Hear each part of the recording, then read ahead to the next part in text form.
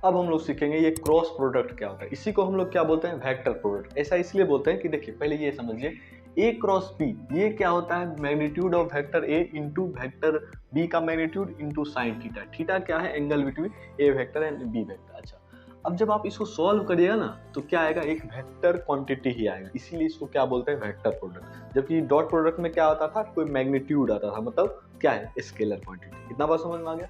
अच्छा, एक्चुअली इसमें क्या होता है, डायरेक्शन होता है। जो ए क्रॉस बी करके कोई नया वेक्टर जनरेट होता है उसका डायरेक्शन होता है। तो हम लोग कैसे निकालते हैं, राइट हैंड रूल से। किससे, राइट हैंड से। अब देखिए जैसे ये ए वेक्टर है, बी वेक्टर है, तो आप पहले राइट हैंड को पकड़िए। ए वेक्टर के लोग अपने फिंगर को रखिए, मतलब हाथ को रखिए, पाम को, और बी वेक्टर के तरफ रख के ऐसे कर्ल करिए। क्या करिए, देखिए ए वेक्टर और बी वेक्टर, ये थंब का डायरेक्शन किधर बता रहा है, आउटवर्ड। तो मतलब ए क्रॉस बी से जो वेक्टर जनरेट हो रहा है उसका डायरेक्शन किधर है, आउटवर्ड। आया समझ में। तो इसका डायरेक्शन क्या है, आउटवर्ड। इतना बात समझ में आ गया।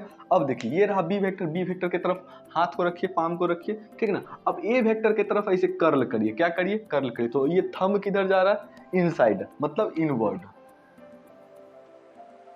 मतलब ये जो बी क्रॉस ए से जो वेक्टर जनरेट हो रहा होगा उसका डायरेक्शन क्या है मेरे भाई, इनवर्ड। इतना बात समझ में आ गया। अब देखिए A cross B not equal to B cross A.